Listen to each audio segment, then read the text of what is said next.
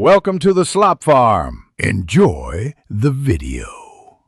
You start by removing the strap and opening the case back. Do it slowly to avoid scratches. Once done, pull the crown and gently extract the stem so the movement can sit free. You must clamp the movement in a holder to stabilize pivots and gears. This prevents shock and misalignment during diagnosis. Make sure you have a loop and fine-tipped tweezers ready, because the first repairs hinge on visibility and a steady platform for precise manipulation. You now observe the gear train under magnification to identify stuck wheels or debris. Why this matters is obvious. Friction kills amplitude. Once you spot a damaged tooth or tight mesh, gently lift the wheel and inspect the pivot and jewel. Low amplitude often indicates a problem at the pivots or mainspring. If the mainspring is set or broken, you replace it.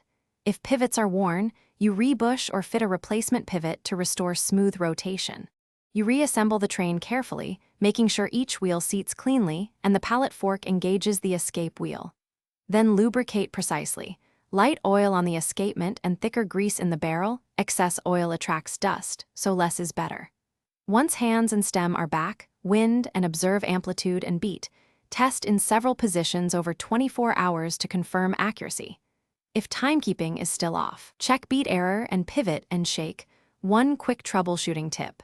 A persistent rate error often signals a dirty escapement or misaligned balance staff. Thanks for watching. Consider subscribing if we helped you today.